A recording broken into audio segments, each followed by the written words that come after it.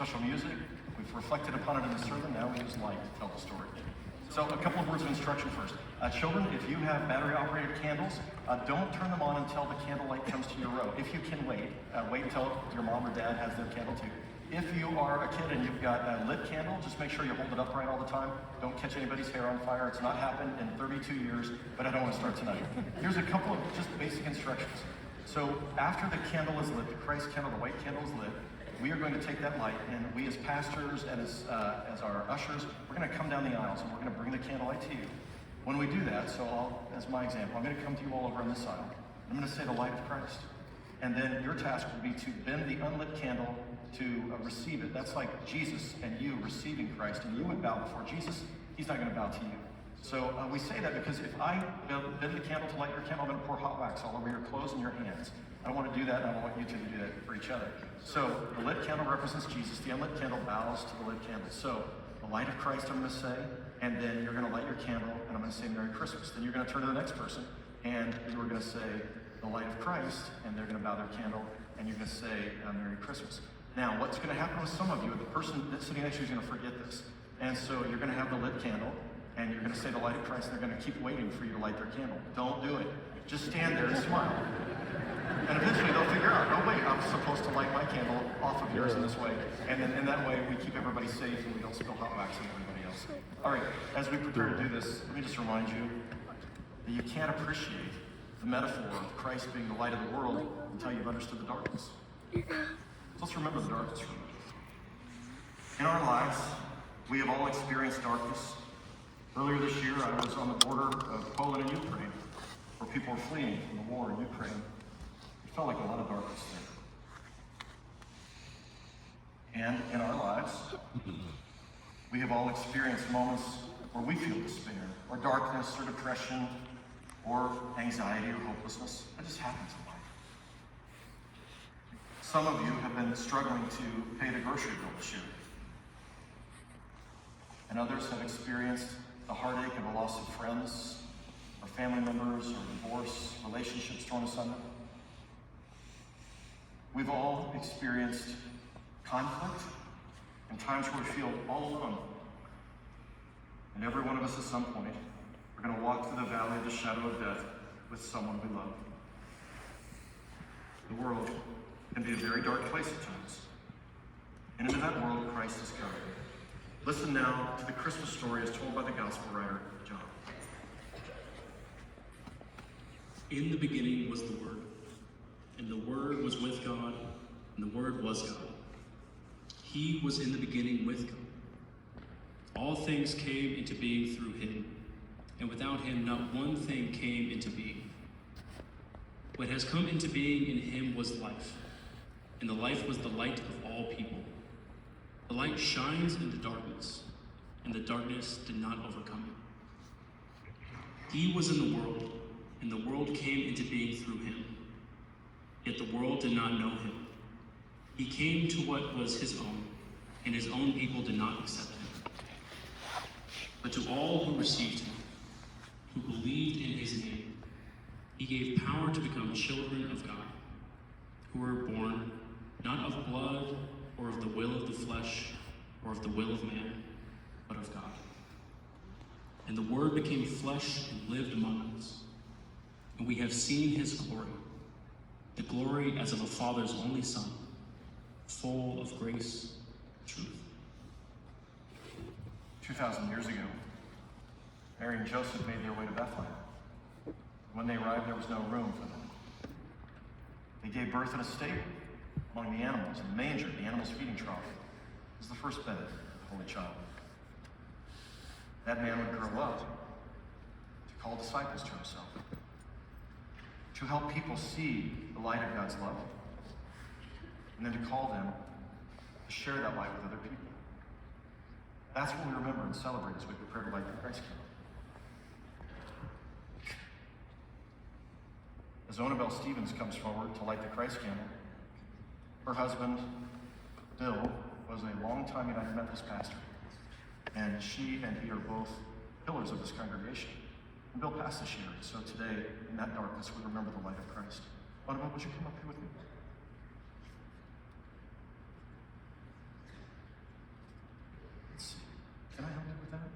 stretch it.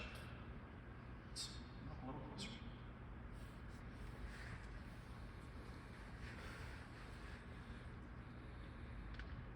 Perfect. Christ came, called his disciples, and then told them, I am the light of the world. But now, as my light comes into you, you are the light of the world. A city set upon a hill that can't be hidden. Ownable, the light of Christ. Merry Christmas. I want to invite you to share that with your family. Here, it's a candle for you. The light of Christ. Merry Christmas. And those disciples shared the light of Christ with others, who shared it with others, who shared it with others. Lydia, the light of Christ. Merry Christmas. Dennis, the light of Christ. Merry Christmas. Who shared it with others until someone shared it with you. I invite you to stand as we prepare to pass the candlelight as we sing silently. Amen. The light of Christ. Merry Christmas. Justin, the light of Christ.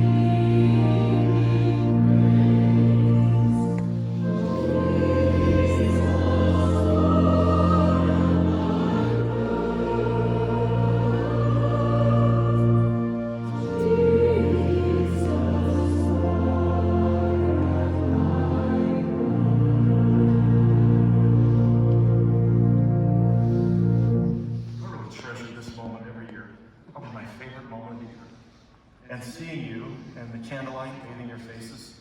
And tonight, you don't really look like angels to me, you look like Ebenezer's. And this picture enlightened by Christ, being changed, transformed, and then working together, coming together as a congregation of people, encouraging one another and blessing one another and fanning the flames of each other's light, and then going out in the world to take our light together to push back the darkness is Jesus' image and God's plan, his strategic plan for changing the world. I want you to hold up your candlelight for just a moment. A moment ago, the room was dark. There was just one tiny candle, one light carried in by Annabelle Stevens. Look at all the light.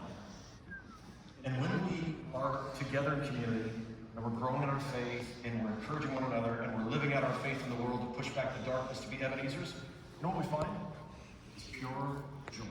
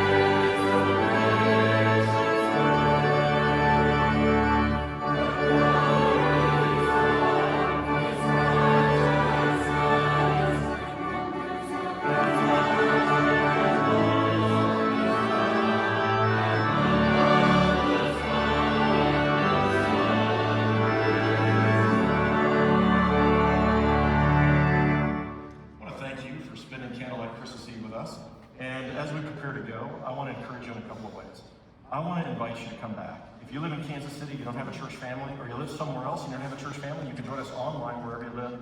But if you're in Kansas City, we'd love to invite you to come back. 32 years ago, we started this congregation. My wife and I had our two little children. One was 2 weeks old and the other was 3 years old.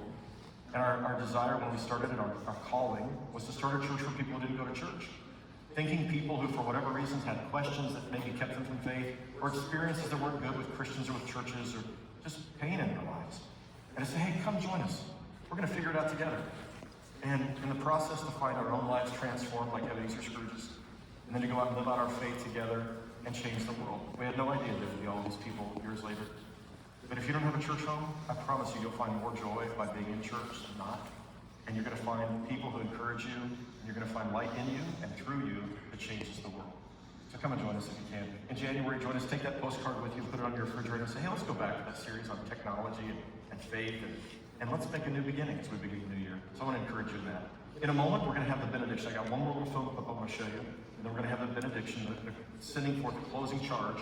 And then I want you to blow out your candles at that time, and then hold your candle up for about 15 seconds. That allows the wax to coagulate. And then as you're walking out the door, we have one more service with another 2,000 people coming. So if you can leave your candles, unless they're itty bitty, and you can take it with you if you want to, but otherwise leave them in the bins as you walk out the door. So here's the last clip I want to share with you. It's from the classic 1951 version of A Christmas Carol, and it shows you how the story ends in the novella A Christmas Carol. Take a look. And to Tiny Tim, who lived and got well again, who became a second father. And it was always said that he knew how to keep Christmas well, if any man alive possessed the knowledge. May that be truly said of us, and all of us. And so, as Tiny Tim observed, God bless us, everyone.